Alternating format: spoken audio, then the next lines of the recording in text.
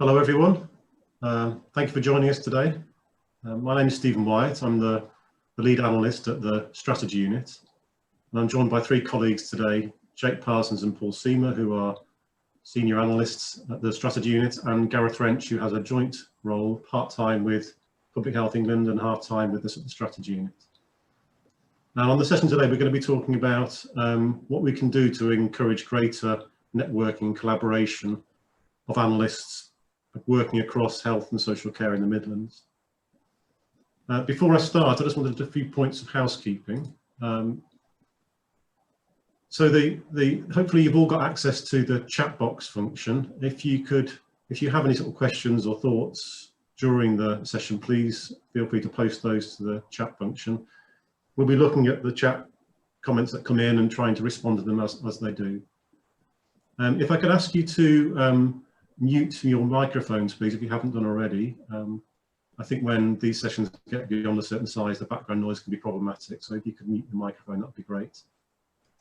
The sessions are being recorded and we'll send it out, a link to the recording to participants at some point in the next week or so.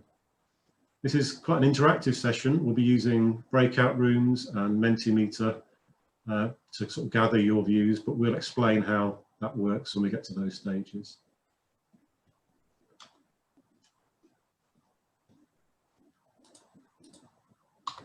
So just a bit about the background to the session today. So we're going to describe the decision support unit idea and the decision support network and the role of analytics within that, just as a bit of background. But the main point of the session today is to explore two issues. One about the appetite for greater joint working and the modes of joint working that we might introduce through the Midlands Analyst Network and the DSU network. And to explore the extent to which code sharing happens now and what the opportunities might be or barriers to that in the future. And the purpose really for today is to capture your thoughts and ideas. So we're bringing really a series of questions to you rather than a lot of content, and we're really interested in what your thoughts and perspectives are on the two issues we want to talk about today. Before we get into the sort of meat of the session, I've got a few questions to ask you, and we're going to use Mentimeter to try and gather that information. So if I could ask you to go to menti.com through a web browser and enter the following code, 7559774. There should be a question there waiting for you about what type of organisation you work for. So I'll give people a few minutes to log on and to use that code. Then I'm going to switch the presentation to look at the Menti slide.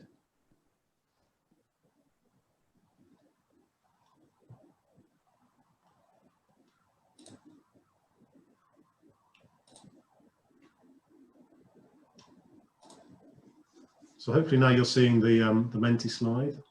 So if you could tell us which type of organisation you work for, that'd be really helpful, just to give us a sense of who we have on the call today.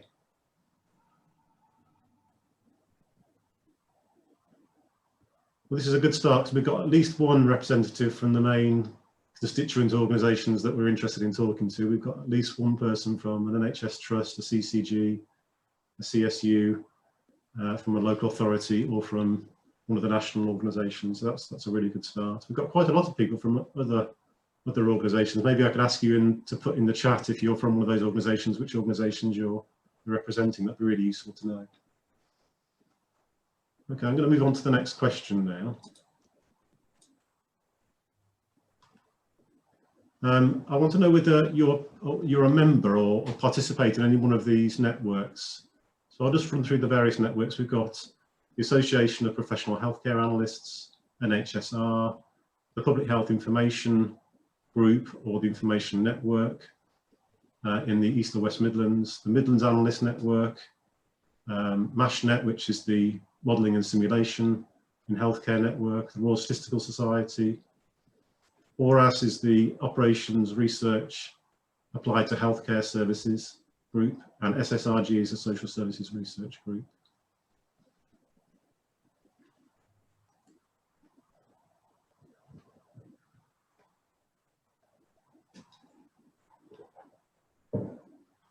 So it looks like we've got really good coverage from AFA, from NHSR and the Midlands Network, and a few people from other networks or organisations as well. That's really good to see. Just moving on to the next question.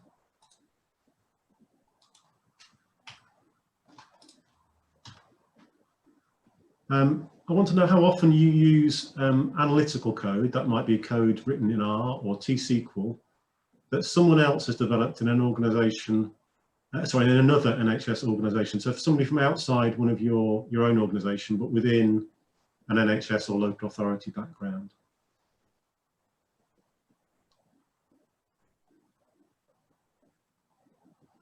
I'm interested here particularly about sort of analytical code rather than code written for apps or other applications. Okay, so we've got probably about half of the group saying that they never do that.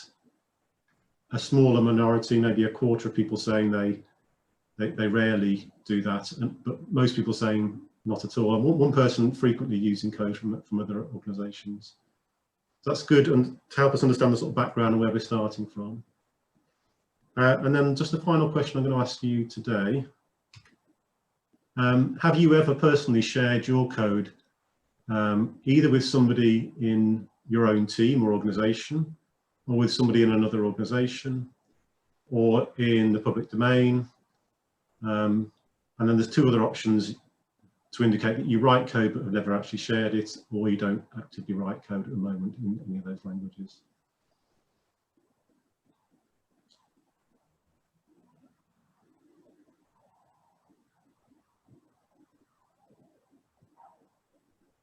That's great. That's really useful to see. So we have a fair number of people saying they share code within their organisation, that they're sharing codes with colleagues within their NHS or local authority organisation, or within the CSU, but much less coverage for people sharing outside their organisation or in a public fashion.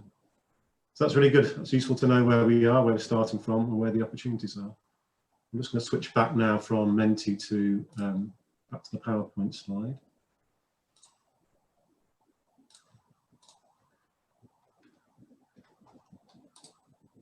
Okay, so I'm just going to talk a bit now about the decision support units and the decision support network. So last year, the strategy unit managed a programme to build capacity around population health management. We were working with the 11 STPs in the West Midlands, or in the Midlands, I should say.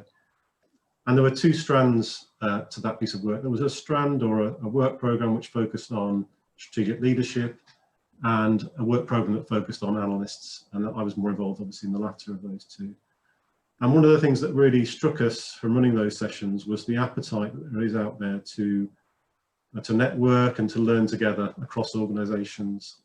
And as we were approaching the end of the programme, many people were asking us, you know, what next? This programme is going to come to an end. We've just built up lots of relationships that we want to continue.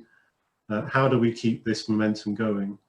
And it's kind of in response to that call that we started talking about this notion of decision support units. And there's sort of two key ideas there. The first is that these should be resources for an STP or ICS to support strategic decision making taking place within those organisations.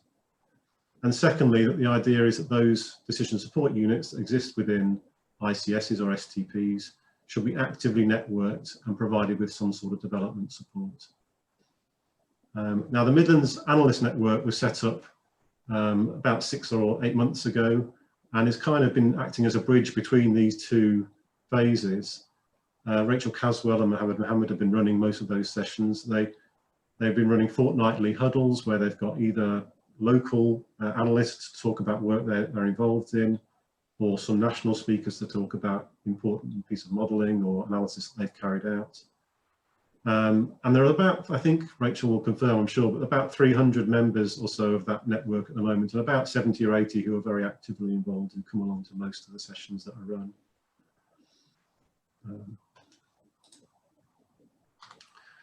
So the idea is that each system will develop a DSU, a decision support network, and work is going on in each of the STPs and ICSs to put those in place. Some are further ahead than others. So some of these DSUs are already in place.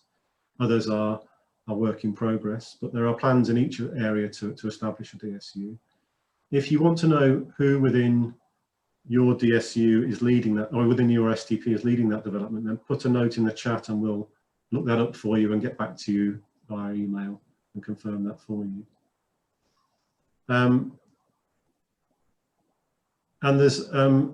the idea is that those organisations will embark on a series of activities in their own right, but also will be collaborating with each other. And to make that collaboration happen and to keep it vibrant and alive, there's an idea that there'll be a decision support centre at the heart of the network, which will be doing that active networking process. So the idea is that the decision support centre will be doing things like providing some sort of education and development offer. Mohammed has been developing, along with Rachel, a series of action learning sets, a series of seminars that will be taking place over the next 6 or 8 months. There's going to be a regional analytical programme, so we'll be working on a series of maybe 2 or 3 large analytical projects every year.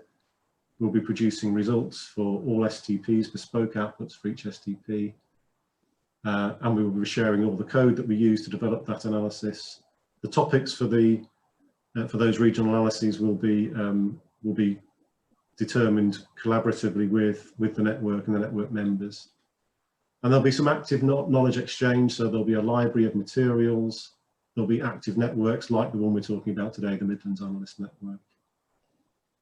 So that's the theory that we want to talk about today. The two particular issues that we wanted to focus on in more detail today were this issue about how we can encourage greater networking of analysts working within the Midlands, and how we can encourage people to share the code for the work they do to minimise the amount of duplication of effort that might be taking place across the network. So I'm going to hand over in a minute to Jake Parsons, who's going to talk a bit about modes of networking and seek your views on that topic, and then to Paul Seamer, who's going to talk about code sharing, what the barriers to it might be and how we might overcome them. And just before I hand over, I just wanted to sort of say that we're not starting this conversation from a perspective where we think we've got this cracked. Rachel and Mohammed have done some great work to establish the network, but there's a lot more that we can do about that. And I know Rachel and Mohammed are keen to hear your views about how we can take that network forward. And in terms of code sharing, I mean, we've been convinced of the benefits of code sharing for quite some time, but I can't say we've done an awful lot with that. We haven't actively done work in this area. We are planning a lot of work, and hopefully you'll start seeing that in the next few weeks and months, over the next few weeks and months. But so we're coming really with a series of questions today. We want to hear your views because we want to know what your experience of this sort of thing is and how we can make it work better for you. So I'm going to hand over now to Jake, who's going to talk about modes of networking. Thanks, Stephen. Morning, everyone. So as Stephen's just been talking about, our vision for the Analyst Network is it's much more than just making friends and collecting business cards. If the network is really going to make a real tangible difference, it has to be active and vibrant. It will need to be managed, resourced and supported, at least initially. Things have to happen. It can't just be a quarterly get together or an online discussion forum, useful as those things can be. But our hope that it will be much, much more than that. With that in mind, within this session, we just wanted to share with you what we think some of the activities that might happen within the network might be, and to begin to think about where we might want to focus our collective energy and resources. So this slide just describes some of the activities the network could work to establish, and those could be supported, managed, hosted, and where appropriate, financed by the Decision Support Centre. So taking each of these in turn, the first one, that the network may want to coalesce around particular subject matters. So for instance, a group of interested network members could form around perhaps mental health or maternity, and work to share their knowledge, their experience, the sorts of previous work that they might have done in that area. to get a lot more value about it, to really understand how we're working across the system, and to draw in that kind of shared and group knowledge and experience around a particular important subject area. So something like mental health is such a wide area, and it's quite niche and specific. So you may get a group of people who have a real specific interest in that area, who may want to come together, and that could be on a one-off basis, perhaps a day event, or a single meeting, or it could be over a period of time that's limited, or it could just be ongoing. So you might have a particular group that exists over a number of months or even years, who come together on a regular basis to talk about developments within a particular subject area. The second area that we could envisage would be around groups coming together around particular methods. So by methods, we mean particular techniques or statistical areas of interest. So that might include maybe simulation modelling, or approaches to quantitative evaluation, predictive analytics, those sorts of things. And again, those groups might include people who have particular interests in some of those coming together, maybe on a one-off basis, or again, it could be an ongoing basis where people get together on regular occasions over the years, with perhaps the subject of interest changing over that time, with different people and different members of the network coming in and out of that group as particular topics of interest come up. The third area relates to one of the particular challenges that analysts face, and that's working out how best we might respond to a particular request for support, or working out what would help managers to better understand a particular issue, such that they can make better decisions. Having a forum or a group where members can bring together their problems or issues of mutual interest and work together to scope out what might be a useful analytical response, drawing on each other's knowledge and experience. In particular, a lot of the particular problems we have in healthcare, there's many different approaches or techniques that you could use that would help managers to understand or gain greater insight. So we think this might be a useful thing to do, in that it would give people different ideas about how different people might approach similar or the same problems. The fourth area might involve individual or teams working together on specific problems or projects of mutual benefit, and that could be problems that would benefit one or two individual systems, or it could be something that's relevant to the whole system or the whole region. The particular benefits of this are that we think, again, that it would draw on the particular knowledge or expertise that might exist in different parts of the region. So there could be a large project that is relevant to the whole region, whereby you need people with particular set of skills or experience, for example, system dynamic modelling, and they might exist in one region, whereas someone else who's also required might exist in another part of the region. And being able to work collaboratively could draw together the experience and skills of those people, and also provide benefits to multiple parts of the system, or indeed the system as a whole. The fifth area that the network might want to support and develop is around mentoring and coaching. Typically, analysts exist in relatively small teams, so perhaps developing processes or systems to help support individual members within teams to access other people from across the region in different parts of the system, who can act as mentors or coaches, either more generally or on specific areas, might be something that the network could help to develop and support. The sixth area is around another area that as analysts we often find difficult to do, because it's time consuming and it often comes at the end of a project. So we felt that perhaps this might be an area that the network could help support. So this is around providing systems or processes to support people with peer review and quality assurance activities. So that might be having groups or processes where people can share things like their code if they want people to QA their code or make suggestions how it can be improved or made more efficient. Or it could be around reviewing particular analytical outputs to get different perspectives on what the results might be showing, helping them to draw out different conclusions or potential recommendations from work. Again, having multiple people involved in this would certainly add benefit to projects and could bring in some useful and interesting perspectives on the work that we do. The final area we wanted to mention is around hackathons. It's not something I've been particularly involved in the past, but I know some people have. And again, this is an area that we thought might be useful and something that the network could help to support. So by hackathon, I think in this case, we're talking about one-off events whereby a group of analysts might get together and work collaboratively over a short, intense period to develop a particular analytical solution or a particular product that might address some shared issue or need or problem.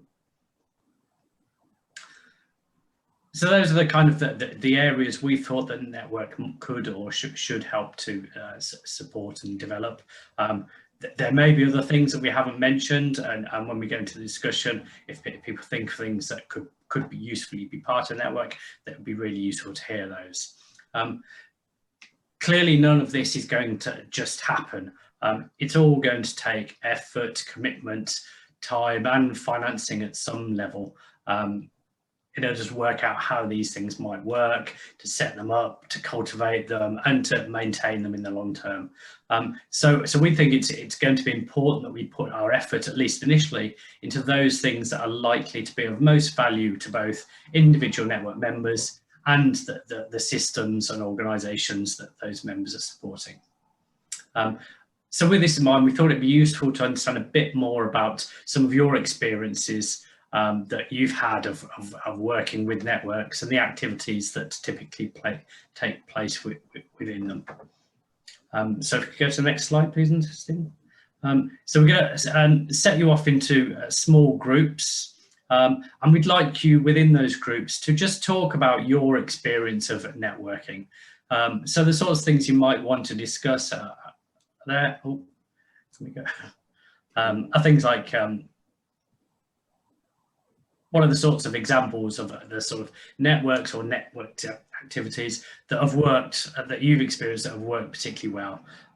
What, in your experience, are some of the key factors for ensuring networked activities are useful for both you as individuals and also the organisations, your organisations?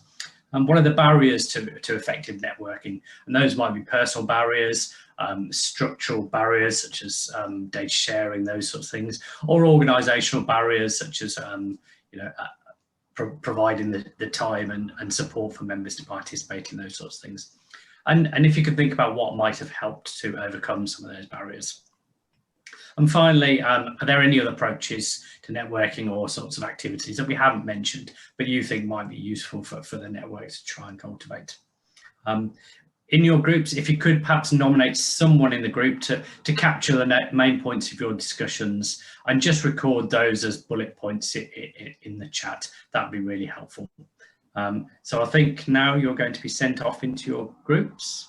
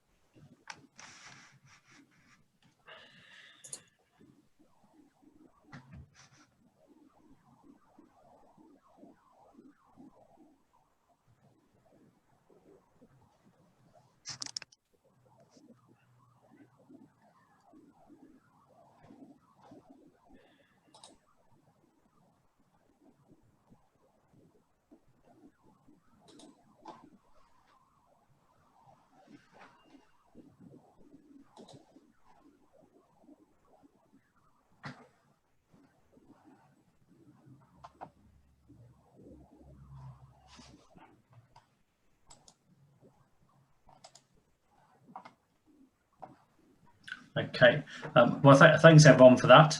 I hope you had some good discussions. It wasn't particularly long, so hopefully we've got a few points from people. We're just going to move you back to Mentimeter now, just to answer a couple of questions related to that topic.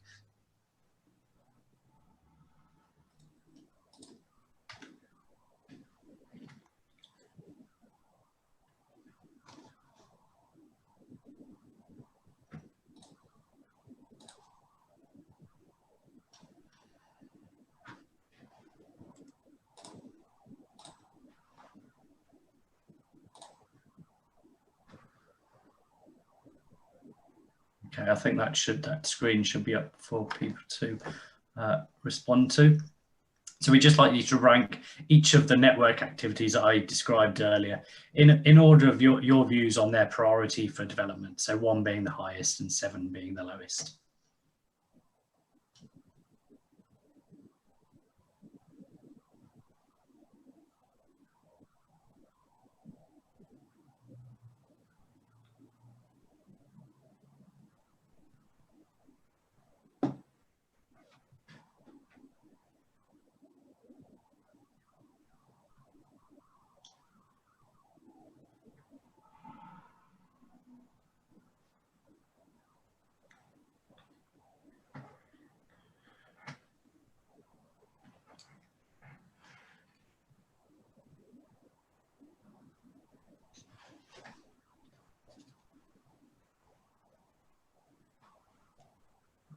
A little person in the corner, the number of people who responded, so it's showing 11 at the moment, so we'll give people a little bit longer on that one.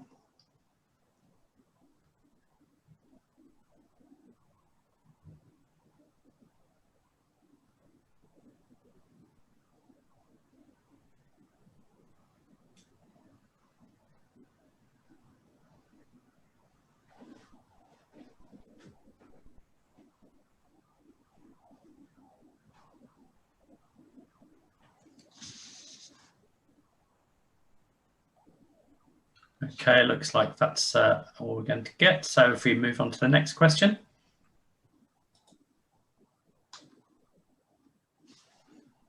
So we'd just like you to rate for each of those activities how likely you personally are to engage with each of those. If a topic of particular interest came up, do you think you'd want to spend your time supporting those activities?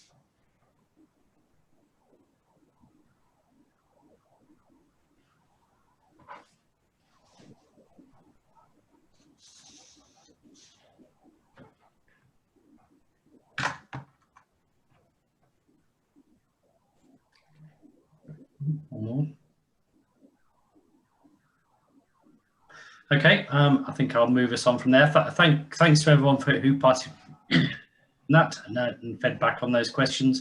That's really useful stuff. So I'm going to pass you on to Paul Seamer now, who's going to talk about code sharing. Hello, everyone. So my name's Paul Seamer. I'm a senior analyst at the team in the strategy unit. And the topic I want to introduce is that of code sharing. So I'm going to assume relatively little prior knowledge. So if this is something that you are familiar with, then I'd just ask if you could bear with me for the next 5 or 10 minutes, and there will be an opportunity for you to contribute your thoughts and ideas shortly. And I think in some of the responses to the earlier questions, we did see that there was kind of a mix of experience amongst the people on the call today. So I'm going to briefly share some of my thoughts, and then there'll be an opportunity for you to discuss some questions in small groups. Could you just flip over the slide, please, Stephen?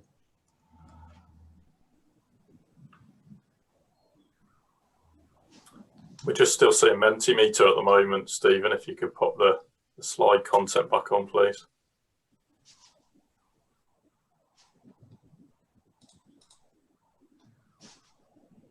Yeah, that's great. Thank you. So my contention is that within the analytical community, we've seen a shift over the last few years in the way that we do our work. And that's certainly been the experience within our team, although I would say it's felt like a gradual process. And that move has been away from what you see is what you get, point and click type work, towards more programming-like use of analysis scripts. And if you want evidence of this shift, then I think you'd point to things like the popularity, for example, of NHSR. So I think it's arguable where the average position of the NHS analyst community is on this spectrum. And I think that will clearly be different for individual teams. Some will have made the jump earlier, and some will still be testing the water. And I don't think this transition's yet run its course.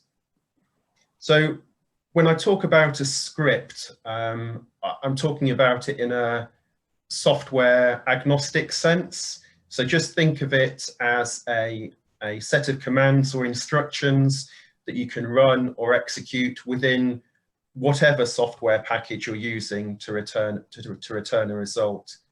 And crucially, unlike point and click, this kind of programming approach gives you a set of instructions, and those instructions can be readily shared with other people. In terms of the factors that I think are driving this change, then I think you'd point to a number. So I think you'd point to some spillover from other fields, bigger data sets, advances in computing technology, the open source movement, a response to the reproducibility crisis. Those are the sorts of things which I think are kind of driving this shift.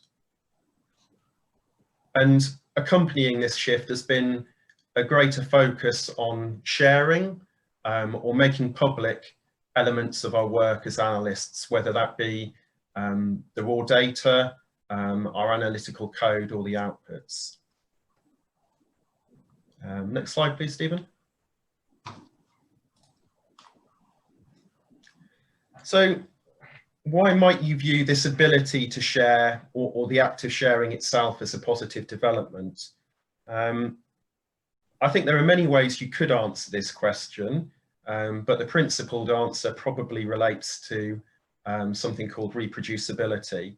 And by that, I mean the notion that a data analysis can be repeated by someone else, and they'll get the same results as the person that did the analysis in the first place.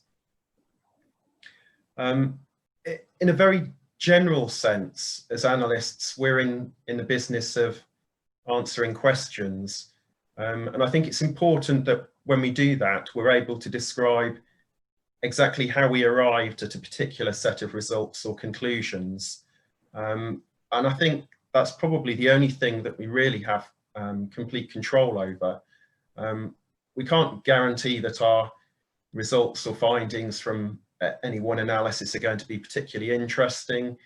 We can't guarantee that our results are going to be significant. We can't even really guarantee that our results are going to be correct or accurate, but we can guarantee that with the same data, someone else could obtain the same results. And by making our analysis reproducible and sharing code, I think that enables us to achieve some of the benefits that you can see there on the right hand side of the slide. So these are taken from a paper by Roger Peng, who's a professor of biostatistics at Johns Hopkins in the States. And all of these things feel to me like the sorts of things that a decision support network should be promoting.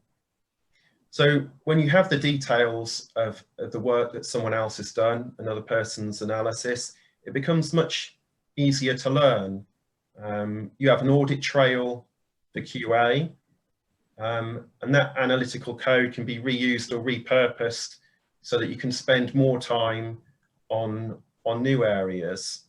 And kind of ultimately all these things combine such that over time, we kind of refine and improve the craft of data analysis. Next slide, please, Stephen.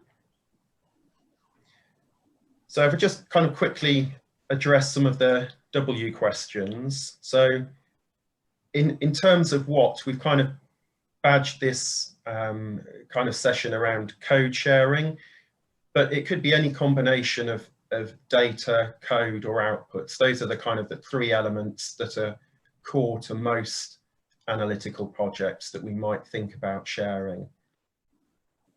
I think there's a big distinction between sharing continuously during the course of a project with collaborators, and then just at the end, as opposed to just at the end of the project.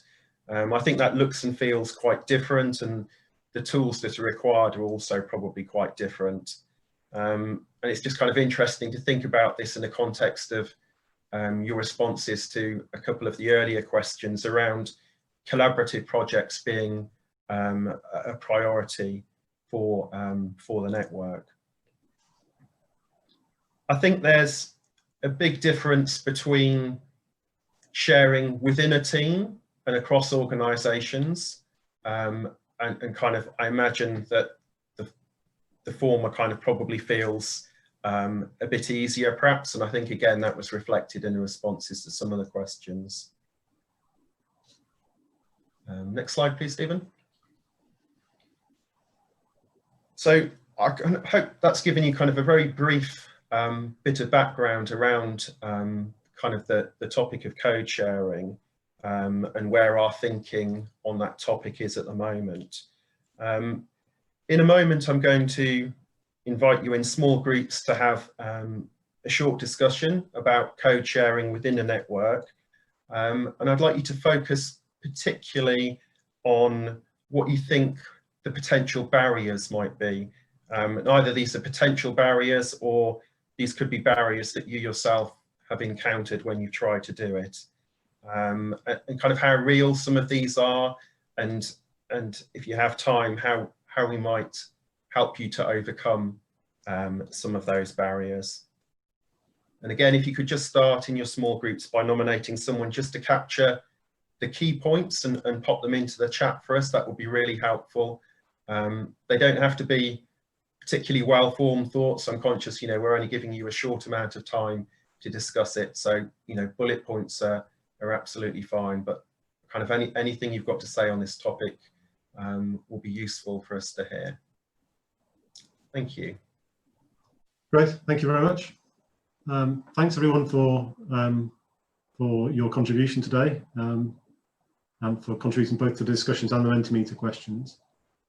I'm just going to reflect a bit on the sort of feedback we've had so far. So just thinking about the Mentimeter questions about modes of networking, I have to say there's some really interesting and probably surprising results there for me. So you gave us a really clear steer that you were interested in subject matter focused activities, similarly activities around supporting people to develop specialism in certain methods, collaborative projects, mentoring and coaching. They all fared well in your voting, and maybe less so peer review and QA and hackathons.